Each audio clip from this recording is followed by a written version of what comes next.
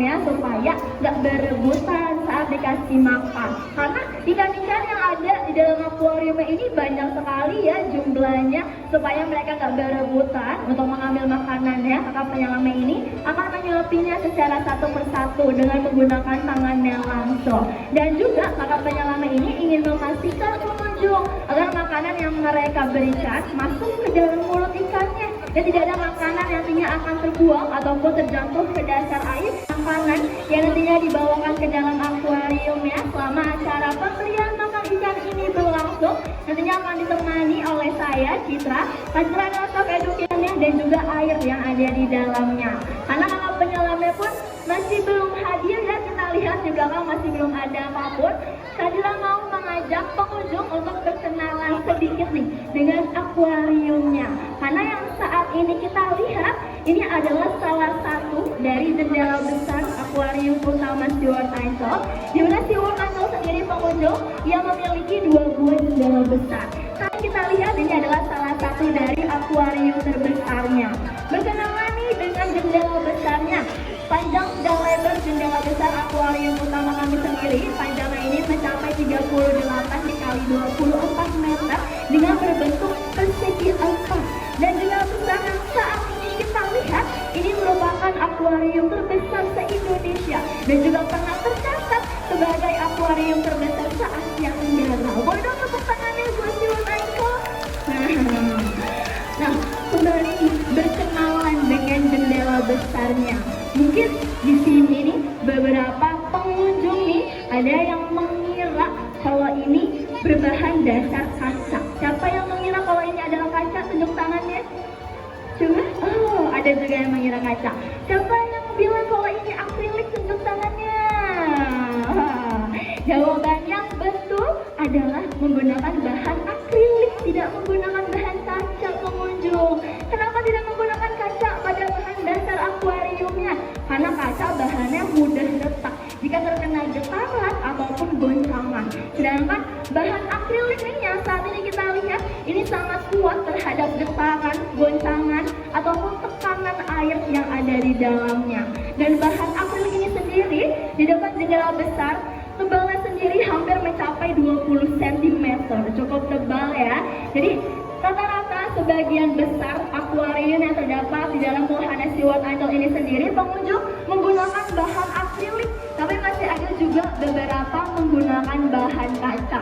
Seperti contohnya ada di akuarium atas nih. Bagi pengunjung mungkin yang belum naik ke lantai 2, nanti habis nonton acara pembentangan ini boleh naik ke lantai 2. Tangga naiknya berada di belakang dari kolam air terjun, di mana lantai 2 ini berisikan dari koleksi alat-alat ikan yang sudah mortality atau mati. Dan pengunjung juga bisa melihat anjungan. Anjungan itu apa sih? Anjungan itu pengunjung dapat melihat keseluruhan akuarium bawah ini dari bagian atasnya. Jadi pengunjung bisa lihat bagian atas akuarium utama kami dari bagian atas akuariumnya. Adanya di lantai 2 dari wahana SeaWorld Ancol. Dan sepertinya kakak penyelamnya masih belum hadir. Di sini ada ikan yang ukuran badannya besar lagi dielus-elus. Wah, baik pengunjung, kakak baru lihat tadi di belakang sini. Nah, di sini kita sudah kehadiran hewan cukup besar ikannya. Yang tadi lewat ini merupakan primadonanya dari SeaWorld Ancol karena merupakan ikan terbesar yang berada di dalam akuarium utama kami. Oke, kita sudah dulu mungkin membahas ikan kerapunya, karena di sini kita berkenalan dulu dengan primadona dari SeaWorld Ancol-nya. Yang tadi kita lihat ini jenisnya adalah giant nurse shark atau hiu pelawak raksasa yang biasa orang Jawa menyebutnya sebagai hiu buto. Kenapa disebutnya hiu buto? Karena ukuran badannya besar seperti raksasa, sama seperti bahasa Jawa yang buto artinya besar atau raksasa. Nah, ikan hiu yang tadi lewat ukurannya besar sekali ya, karena panjangnya sendiri sudah hampir mencapai 3,2 meter. Dengan bobot tubuhnya sudah hampir mencapai 250 kg. Wah, cukup berat ya. Nah, berkenalan tuh dengan ikan hiu buto. Nah, tuh. Ikan hiu buto ini pengunjung, dia juga merupakan jenis dari ikan hiu terganas yang ada di dunia. Jadi kalau pengunjung ketahui, di dunia ini nih tersebar 400 jenis ikan hiu, 70 di antaranya berada di lautan Indonesia. Tapi ternyata tidak semua ikan hiu itu ganas. Yang tercatat sebagai hiu ganas dan pernah menggigit ataupun menyerang manusia hanya tercatat 32 saja. Dan ikan hiu buto yang ukuran badannya besar ini, dia memasuki urutan terakhir atau urutan ke-32 dari 32 jenis ikan hiu terganas yang ada di dunia.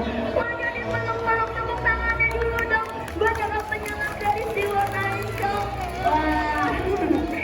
Nah, kembali berkenalan dengan ikan hiu buto pengunjung. Ikan hiu buto ini juga cukup unik, di mana ikan hiu buto merupakan jenis dari ikan hiu berenang pasif atau hewan nokturnal yang hanya aktif di malam hari. Jadi biasanya nih saat pagi, siang, sore mereka lebih banyak menghabiskan waktunya untuk beristirahat atau tidur. Tapi kalau malam, ia baru aktif mencari makanan ataupun mangsanya.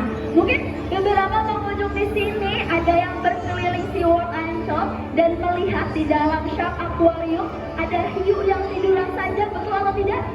Betul? Betul ya, karena jenis ikan hiu itu sama, jenisnya adalah giant shark atau hiu buto pengunjung.